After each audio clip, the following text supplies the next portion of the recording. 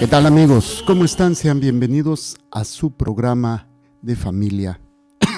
En familia, yo soy el Padre Jorge, misionero de Jesús y de María, saludándolos en este día, dando gracias a Dios por todo lo que nos concede y todo el amor que nos brinda en Jesucristo nuestro Señor. Y a través de la vida de gracia, la vida sacramental, la posibilidad, a pesar de nuestras miserias, de poder alcanzar la gracia, la vida eterna. Fíjense qué hermosa manifestación del amor de Dios, que sin merecerlo nos concede el don más excelente de la eternidad. Muy bien, bueno, ¿de qué estamos hablando? Estamos hablando sobre el catecismo de la Iglesia. Jesucristo, catecismo de la Iglesia Católica, ¿sí? Hemos estado empezando desde la primera parte. El catecismo tiene 4 partes. Estamos en la primera, es lo que es la fe, ¿sí? Es la creencia, lo que nosotros creemos, ¿sí? Y en este ámbito estamos, la primera parte tiene 2 secciones, primera y segunda. Estamos en la primera sección, creemos, y vimos el primer capítulo de esta primera parte, que es el hombre es capaz de Dios, como el hombre busca a Dios. Terminamos este primer capítulo, entramos en el segundo capítulo, Dios sale al encuentro del hombre. Y vimos en el número 1 romano lo que es la revelación de Dios, cómo Dios se revela. Y habíamos empezado ya el número 2 romano, las etapas de la revelación. Desde el origen, Dios se da a conocer. Y pudimos meternos en los 2 primeros números. Estos 2 primeros números que son muy interesantes, que es, nomás se los voy a leer para retomar un poquito lo que vimos, para continuar. Vimos el 54 y 55, y sería ya más empezar con el 56. ¿Qué es lo que vimos? Dice, Dios creándolo todo y conservándolo todo por su verbo, da a los hombres testimonio perenne de sí en las cosas creadas, y queriendo abrir el camino de la salvación sobrenatural, se manifestó, además, personalmente a nuestros primeros padres ya desde el principio. Veamos 2 etapas de la revelación. La primera es una etapa natural, al descubrir la creación, las maravillas de la creación, y la otra etapa es sobrenatural, donde Dios se presenta. Obviamente, a través de la etapa natural, de la revelación natural, el hombre es capaz de llegar a Dios. Claro, no a conocerlo completamente, pero sí a descubrir que existe. Pero en la segunda etapa, o en el segundo momento de la revelación, es ya la revelación sobrenatural, donde Dios manifiesta, aquí estoy, a través de los patriarcas. Y dice, los invitó a una comunión íntima con Él, revistiéndolos de una gracia y de una justicia resplandeciente. ¿Se acuerdan? Y va a ser muy importante, ¿sale?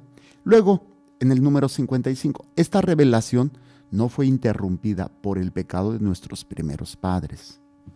No fue interrumpida por el pecado de nuestros primeros padres. Dios, en efecto, después de su caída, alentó en ellos la esperanza de la salvación con la promesa de la redención.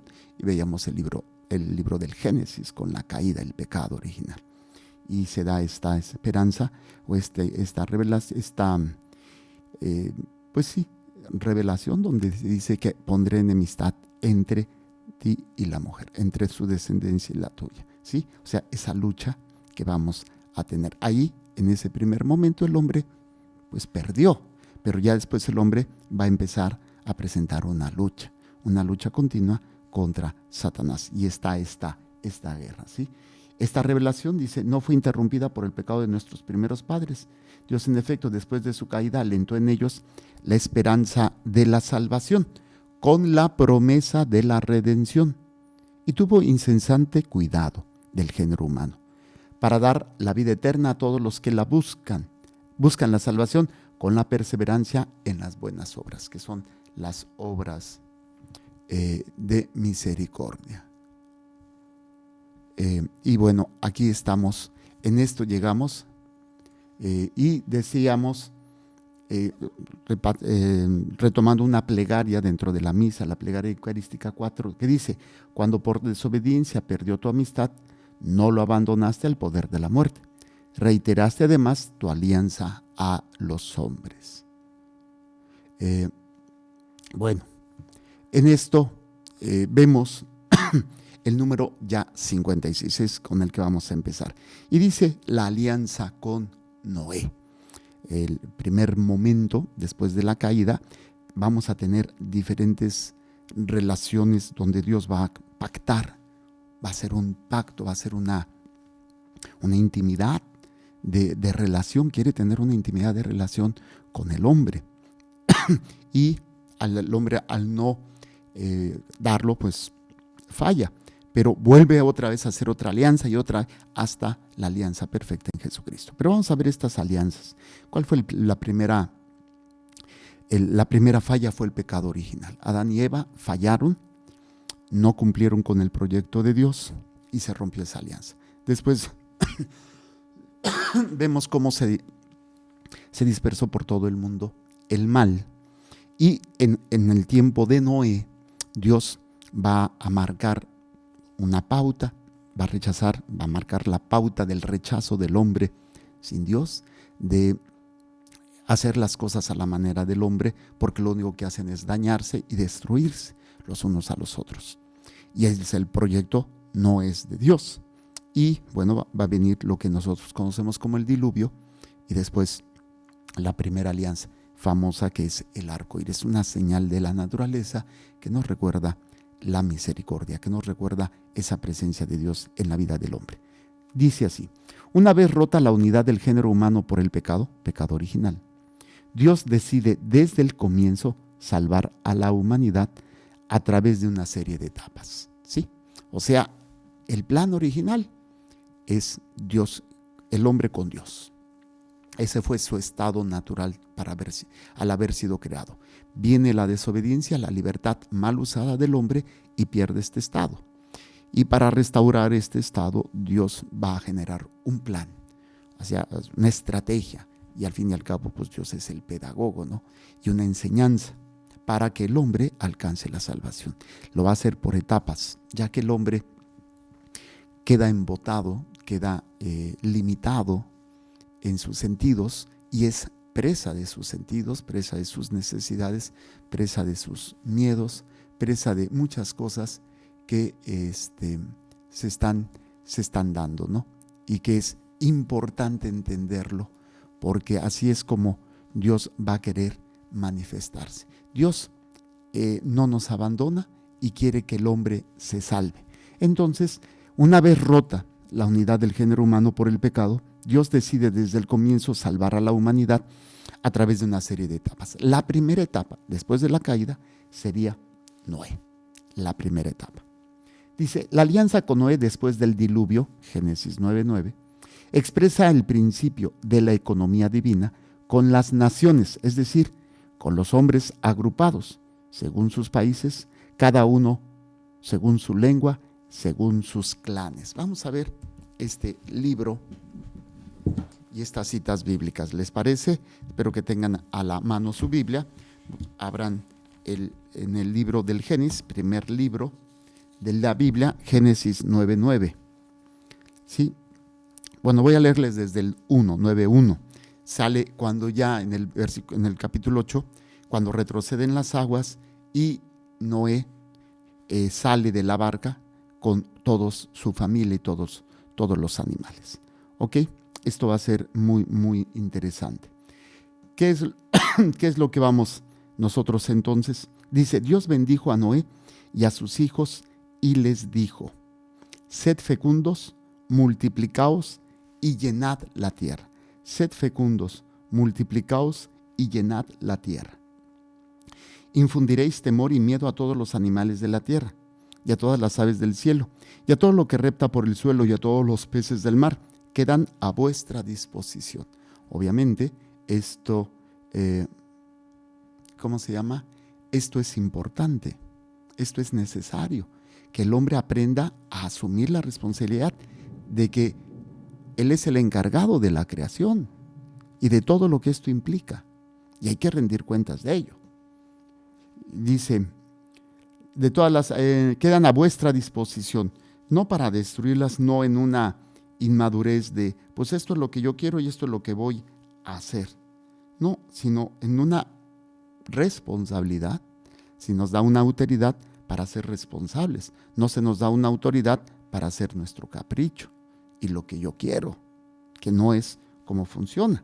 Desgraciadamente el hombre ha destruido lo que se le ha encomendado y ha explotado al máximo y ha sobrepuesto o ha puesto por arriba del hombre la creación. ¿Sí? ¿Por qué? Porque en la lucha del control de los recursos naturales, que al final de cuentas es el recurso, antes era la tierra, ahora es el petróleo y ahora es algo que el hombre crea que es el dinero o es el poder, es el control de las cosas, y esto se ha hecho desgraciadamente en donde se pelea más por tener los recursos que por servir y cuidar al hombre. Entonces tenemos una responsabilidad. Nos quejamos de las naciones, nos quejamos de las grandes potencias, nos quejamos de los hombres, los pocos hombres que tienen el poder para decidir la vida de millones de seres humanos por el poder que tienen económico.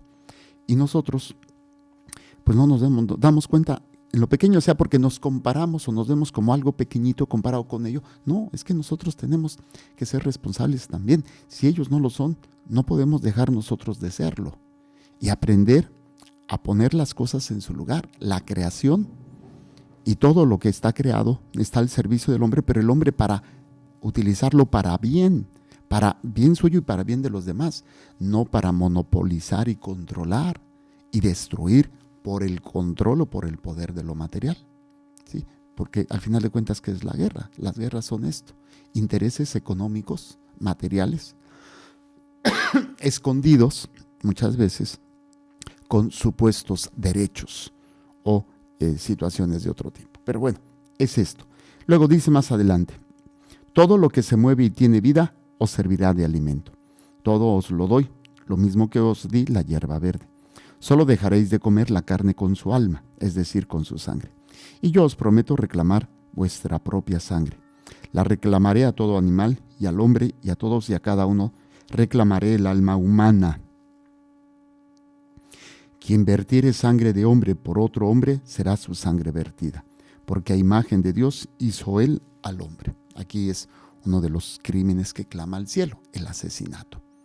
Ahora imagínate de una inocente como es el aborto. Clama al cielo. Dice el Señor que reclamará el alma, ¿sí? Lo que se le quitó a esta alma. Vosotros pues sed fecundos y multiplicaos, extendeos por la tierra y dominad en ella, dijo Dios a Noé y a sus hijos. He pensado establecer mi alianza con vosotros y con vuestra futura descendencia, y con todo ser vivo que os acompañe, las aves, los ganados y todas las alimañas. Bueno, aquí dice: he pensado establecer mi alianza con vosotros y con vuestra futura descendencia. Esta sería la primera alianza que Dios establece después del pecado. Y dice, la alianza con Noé, cuya señal es el arco iris, se extiende a toda la creación. La alianza con Abraham, cuya señal será la circuncisión, no afecta más que a los descendientes de los patriarcas. Y bajo Moisés se limitará exclusivamente a Israel, con la obediencia a la ley como contrapartida, y especialmente la observancia del sábado. Entonces, se van dando cuenta cómo la alianza empieza a toda la humanidad, luego a los patriarcas, luego a un pueblo, ¿sí? Que siendo como un cono, ¿no? Como un cono, con la obediencia a la ley como contrapartida, y especialmente la ley del sábado, para después empezar y caer todo en un solo hombre, que es Jesucristo, y de Jesucristo se vuelve a abrir el cono a toda la creación. También gradualmente, primero los apóstoles creían que era solamente al pueblo judío, y después la experiencia de Pedro con el centurión, y después de Pablo, que empieza a predicar a los gentiles, se abre a toda la creación. Entonces vean este cono que se cierra en Jesucristo, o sea, porque es una sola persona, para abrirse de ahí otra vez a toda la creación, a todas las naciones. De hecho, si ustedes recuerdan, la Epifanía, que es esta manifestación a todas las naciones representados en los magos o en los reyes o en los magos de Oriente, que son pues estos tres personajes representativos de toda la humanidad, que no son judíos. Y está abierta la salvación a toda la humanidad. Por eso, entonces, se da esta alianza. He pensado establecer mi alianza con ustedes y con su futura descendencia, para toda la humanidad. De ahí viene toda la humanidad. ¿Sale? Ok, dice, la alianza con Noé después del diluvio expresa el principio de la economía divina con las naciones, es decir, con los hombres agrupados según sus países, cada uno según su lengua y según sus clanes. Génesis 10:5 y Génesis 10:20 al 31. Vamos al Génesis 10. ¿Sí? Después del diluvio hasta Abraham.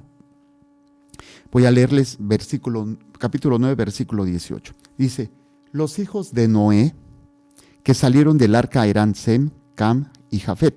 Cam es el padre de Canaán. Estos tres fueron los hijos de Noé y a partir de ellos se pobló toda la tierra. Esa es una figura que nos trata de explicar cómo se va a formar las naciones. Obviamente no es un libro de historia, ni de geografía, ni mucho menos la Biblia. Es un libro de fe donde hay una enseñanza siempre. No lo hay que vernos así. ¿Cómo es esto? ¿Cómo de tres personas se va a poblar toda la humanidad? Hay que recordar que hay una enseñanza. No es literal, ¿sí? Pero sí es una enseñanza de fe.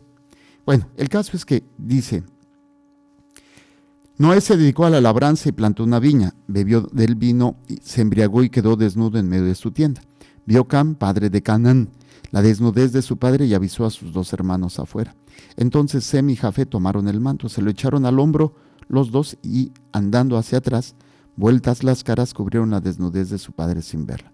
Cuando despertó Noé de su embriaguez y supo lo que había hecho con él su hijo menor, dijo, maldito sea Canaán, siervo de siervos sea para sus hermanos.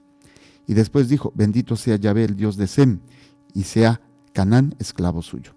Haga Dios dilatador a Jafet, habite en las tiendas de Sem, y sea Canaán esclavo suyo. Vivió Noé después del diluvio 350 años. El total de los días de Noé fue de 950 años y murió. Y bueno, viene después, la tierra se repuebla. Esta es la descendencia de los hijos de Noé, Sem, Cap y Jafet, a quienes les nacieron hijos después del diluvio.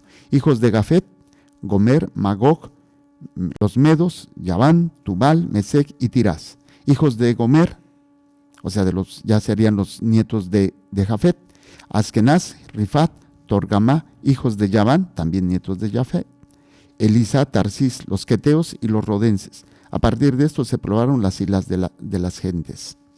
Aquí se refiere a las islas y las costas del Mediterráneo, según esta narración. Dice, estos fueron los hijos de Jafet, por sus territorios y lenguas, por sus linajes y naciones respectivas. Hijos de Cam, Cus, Misraim, Put y Canaán. Hijos de Cus, Seba, Javilá, Japtá, Ramá y Sapté. Hijos de Ramá, Seba y Dedán. Cus engendró a Nebrot, que fue el primero que se hizo prepotente en la tierra. Fue un bravo cazador delante de Yahvé, por lo cual se suele decir bravo cazador delante de Yahvé como Nebrot. Los comienzos de su reino fueron Babel, Erec y Acat, ciudades todas ellas en tierra de Senar. De aquella tierra procedía Asur, que edificó Nínive, Rehob, Ir y Calag. Recién entre Nínive y Calag, Misraim engendró a los lidios, anamitas, leabitas y naftujita, a los patros de Casuluc y de Caftor, de donde salieron los filisteos. Canaán engendró a Sidón, su primogénito, y a Et, al Jebuseo, al Amorreo, al Girgaseo, al Gibita, al Arquita, al Sinaíta, al Arbadita, al Semarita y al Jamanita. Más tarde se propagaron las estirpes cananeas. Las fronteras de los cananeos iban desde Sidón en dirección de Gerar hasta Gazá, y en dirección de Sodoma, Gomorra, Abná y Seboín hasta Leslá. Entonces fueron los hijos de Cam, según sus linajes y lenguas, por sus territorios y naciones respectivas. También le nacieron hijos a Sem, padre de todos los hijos de Heber y hermano mayor de Jafet. Hijos de Sem, Elam, Asur, Arfaxad, Lut y Aram. Hijos de Aram, Uz, Hul, Gueter y más. Arfaxad engendró a Selac, Selac engendró a Heber. Heber le nacieron 2 hijos.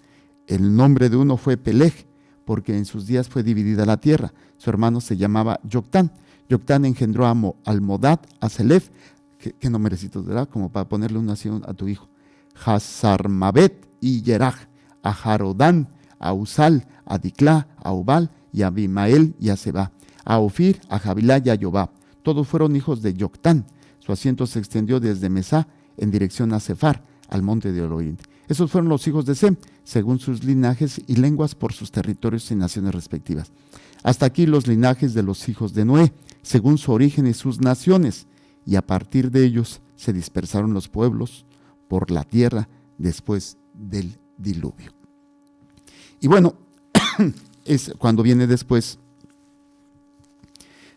viene lo que es la torre de Babel. Después de Noé viene lo de la torre de Babel. Y va a ser muy interesante. Ahora, si vemos así, ¿de dónde viene Abraham? Abraham, déjeme checar, los descendientes de Sem. Sem tenía 100 años. Arfaxad, 2 años después del diluvio. Vivió Sem, después de engendrar a Arfaxad, 500 años y engendró a hijos e hijas. Arfaxad era de 35 años cuando engendró a Selac. Selac de 30 años cuando engendró a Heber. Y Heber de 34 años engendró a Peleg y vivió, y Peleg de 30 años cuando engendró a Reú, y de Reú de 32 años cuando engendró a Serug. Serug de 30 años cuando engendró a Nahor, y Nahor de 29 años cuando engendró a Teraj, y Teraj engendró a Abraham, a Nahor y a Harán. ¿Sí? Entonces, ¿de dónde viene Abraham? Viene de los hijos de Noé, especialmente, ya vemos que eran 3, Sem, Cam y Jafet. ¿De dónde viene Abraham? Según esta descendencia, de Sem. De Sem. Bueno, entonces todo esto fue para entender esta narración o este aspecto de la promesa que se hace, de la a la alianza, ¿no?, que se hace con el hombre después de del diluvio. Y esta promesa dice que la alianza con Noé después del diluvio expresa el principio de la economía divina con las naciones, o sea, con todas las naciones, no es con un solo pueblo.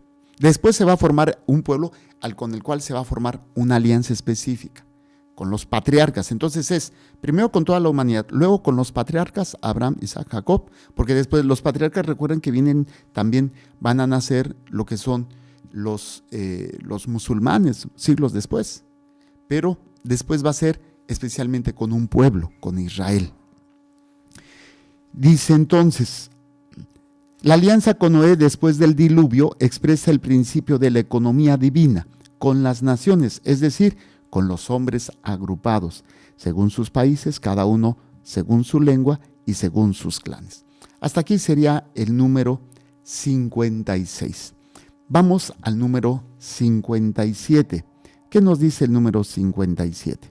Dice, este orden a la vez cósmico, social y religioso de la pluralidad de las naciones, y nos manda una cita bíblica en Hechos, ahorita la vemos, está destinado a limitar el orgullo de una humanidad caída que, unánime en su perseveridad, quisiera hacer por sí misma su unidad a la manera de Babel. ¿Sí? Pero a causa del pecado, politeísmo, así como la idolatría de la nación y de su jefe, son una amenaza constante de vuelta al paganismo para esta economía aún no definitiva. ¿Sí? Bueno, esto es uno de los aspectos que vamos a ver ahorita. Entonces, el número 57, ¿qué nos dice? Este orden, a la vez cósmico, social y religioso, de la pluralidad de las naciones, o sea, de la gran variedad de las naciones. Vámonos a Hechos 17, Hechos capítulo 17, versos 26 y 27. ¿Qué es lo que nos dice? Ok, lo voy a leer desde la perícopa que dice: discurso de Pablo ante el Areópago. Versículo 22. Dice: Pablo, de pie en medio del Areópago, dijo: Atenienses, veo que vosotros sois por todos los conceptos los más respetuosos de la divinidad. Pues al pasar y contemplar vuestros monumentos sagrados, he encontrado también un altar en el que estaba grabada esta inscripción: al Dios desconocido. Pues bien, lo que adoráis sin conocer, eso os vengo yo a anunciar. Y aquí viene este aspecto donde Pablo va a hacer esta alusión. Dice: el Dios que hizo el mundo y todo lo que hay en él, que es el Señor del cielo y de la tierra, no habita en santuarios fabricados por manos de hombres, ni es servido por manos humanas, como si de algo estuviera necesitado. El que a todos da la vida, el aliento y todas las cosas. O sea, aquí habla de esta pluralidad, ¿no? Él creó de un solo principio todo el linaje humano, para que habitase sobre toda la faz de la tierra, fijando los tiempos determinados y los límites del lugar donde habían de habitar, la diversidad y los lugares, ¿sí? Con el fin de que buscasen la divinidad, para ver si a tientas la buscaban y la hallaban, por más que no se encuentra lejos de cada uno de nosotros. Entonces, es un orden cósmico, social y religioso de la pluralidad de las naciones. ¿Qué es lo que nos está diciendo Pablo? Pablo en el Areópago, en los Hechos de los Apóstoles. Él creó de un solo principio. Nos dice esto, dice así: de una sola sangre, sería una traducción, de una sola nación, de una sola raza. Dice: él creó de un solo principio todo el linaje humano, para que habitase sobre toda la faz de la tierra, fijando los tiempos determinados y los límites del lugar donde habían de habitar. ¿Sí? Que es los tiempos determinados evocan sobre todo las estaciones cuya rotación regular garantiza a los hombres la subsistencia. Los límites del habitáculo de los hombres probablemente son los que dividían la tierra habitable de las aguas del abismo. O sea, se fue delimitando la extensión de las naciones, con el fin de que buscasen la divinidad, o a Dios, al Señor, ¿sí? Para ver si a tientas la buscaban y la hallaban, por más que no se encuentra lejos de cada uno de nosotros. No se encuentra lejos. Vemos cómo dice, este orden a la vez cósmico, social y religioso de la pluralidad de las naciones, y ya les leí este pasaje de Hechos 17, 26 al 27, está destinado a limitar el orgullo de una humanidad caída.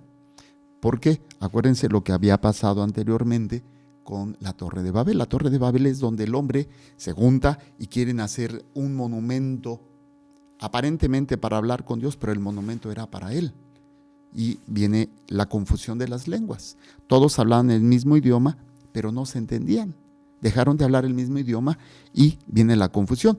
Y lo opuesto sería Pentecostés, en la venida del Espíritu Santo. Todos hablaban diferentes idiomas, pero todos se entendían, que es la unidad en el Espíritu. Allá es la división por el espíritu humano, el deseo del hombre de hacer las cosas a su manera, cuando él quiere, porque él quiere y como él quiere, como él se siente. Y obviamente esto se va a dar para todos nosotros. Muy bien.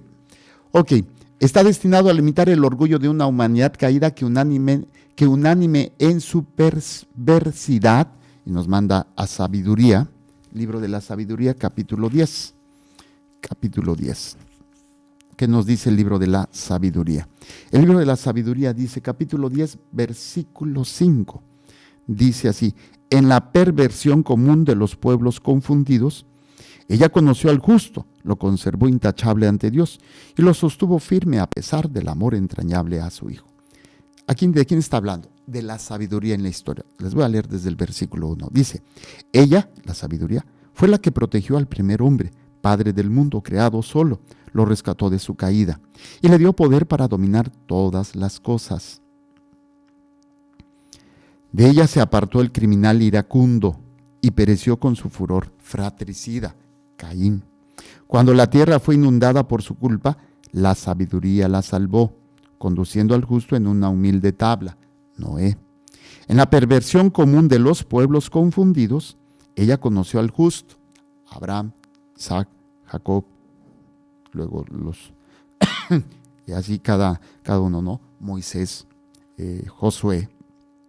Ella conoció al justo, lo conservó intachable ante Dios y lo sostuvo firme a pesar del amor entrañable a su hijo. Durante el exterminio de los impíos, ella salvó al justo. Entonces, dice, está destinado a limitar el orgullo de una humanidad caída que, unánime en su perversidad, que es lo que nos dice el libro de la sabiduría, en la perversión común de los pueblos confundidos. Dice, quisiera hacer por sí mismo su unidad a la manera de Babel. Vámonos a Génesis 11, 4 al 6. Génesis 11, 4 al 6, que es la Torre de Babel. Voy a leerles desde el 1. Todo el mundo era de un mismo lenguaje e idénticas palabras. Al desplazarse la humanidad desde Oriente, hallaron una vega en el país de Senar y ahí se establecieron. Entonces se dijeron el uno al otro, vamos a fabricar ladrillos y a cocerlos al fuego. Así el ladrillo les servía de piedra y el betún de argamasa. Después dijeron, vamos a edificarnos una ciudad y una torre con la cúspide en el cielo. Hagámonos famosos, por si nos desperdigamos por toda la faz de la tierra. Bajó Yahvé a ver la ciudad y la torre que habían edificado los humanos. Y pensó Yahvé, todos son un solo pueblo con un mismo lenguaje, y este es el comienzo de su obra. Ahora nada cuando se proponga les será imposible. ¿Sí? Y es cuando el hombre piensa en elevarse, en ponerse por arriba.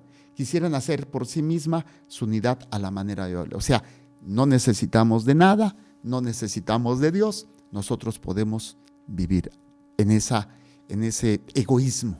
Yo soy el centro. Pero como cada cabeza es un mundo, pues llega el momento en donde el hombre no se va a someter al hombre y empieza la guerra, empieza la confusión. ¿Por qué? Y el más fuerte sobrevive, el más astuto, el que tiene el poder, y es lo que hemos generado a través de la historia de la humanidad. El hombre busca el poder. Y con todo respeto, la mayoría de las personas que tienen un puesto público a nivel político, a nivel civil y a nivel religioso también, lo que se está buscando es el poder, porque da poder y el poder emborracha. El poder llena, y yo siempre he dicho, ¿quieres conocer a un hombre, el corazón de una persona? Dale poder, porque lo que el poder hace en el corazón del hombre es sacar lo que hay ahí. Y si en ese corazón hay justicia, es un hombre justo, será un buen servidor. Si no, será corrupto y se servirá. Obviamente, no quiere decir que una persona no pueda cambiar, no quiere decir que una persona pueda crecer, madurar y dejar de ser corrupto, pero desgraciadamente muchas veces no están con esa intención de cambiar, están con la intención de seguir creciendo en el poder, en el control de las cosas. Esto es la realidad, ¿sí? En donde el hombre se siente poderoso, están construyendo una gran ciudad y una gran torre. Nosotros somos el centro de todo. No necesitamos una unidad sin Dios. Y cuando hay una unidad sin Dios, se llega a la desunión, a la confusión. Yo creo que todos hemos vivido una situación en donde hay una crisis. Me tocó, por ejemplo, a mí en el momento del terremoto en el 85, del 85 en México, y necesitaba salir un líder, porque si no, cada quien hacía sus tranzas. Cuando, por ejemplo, se mandaban cosas, pues cada uno decía, no, pues esto para mí, esto para mí. Y muchas de las cosas que se mandaron no llegaban a la gente realmente necesitada. Supuestamente los que estaban sirviendo tenían el poder de controlar las cosas y vénganos tu reino. Si no había un líder, si no había un control, pues cada quien trabajaba para sus uñas, o sea, vénganos y vénganos. En esa realidad, pues es difícil cuando no hay esa unidad por el bien común, pues cada quien va a tratar de servir. El problema con nuestros servidores en todos los ámbitos, religioso, civil y político, bueno, lo mismo civil y político, ¿no? Pero se busca el poder, entre comillas, dice, para servir. Pero ¿cuántos de los servidores realmente sirven? ¿Cuántos de los servidores realmente están buscando el bien? Hay algunos, no sé, no sé qué me da así como que un sentimiento ver los anuncios de los políticos, de todas las partidos, cuando ya tienen un puesto, van diciendo, es que mi gobierno hizo esto, es que mi gobierno hizo lo otro, es que como si fuese así, miren, nosotros sí trabajamos. A veces podríamos decir, dime de qué presumes y te diré de qué careces. ¿Qué necesidad hay que tú estés diciendo lo que se hizo? Si tú lo estás haciendo, el mismo pueblo se da cuenta. Si no lo estás haciendo, pues entonces, o es nada más para aparentar. El verdadero servicio no se canta, no se dice. Y aparte, es tu obligación porque eres gobernante, eres un diputado, eres no sé, es tu obligación, para eso se te eligió, tú querías eso para servir. Entonces, sí hay informes de lo que se hace, pero, por ejemplo, estar gastando, porque se gasta, se paga sus espacios publicitarios para decir, es que yo hice, es que yo esto, es que mi gobierno. Vuelvo a lo mismo, el poder emborracha, el poder. Y pues, si estamos diciendo esto, es que yo soy el correcto, hiciste lo correcto y los que son de mi partido es la mejor manera de gobernar. Bueno, me estoy metiendo en cosas que son tristes, pero ya, dejemos a un lado esto. Pero si quisiera hacer por sí misma su unidad a la manera de Babel. Pero a causa del pecado, vamos a Romanos 1, 18, 25, Romanos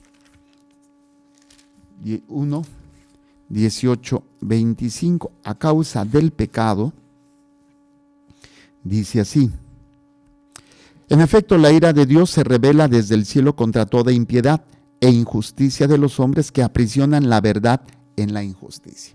Ya sea la verdad revelada, ya sea la verdad en la necesidad de las personas para poder sobrevivir. Pues lo que de Dios se puede conocer está en ellos manifiesto, la creación.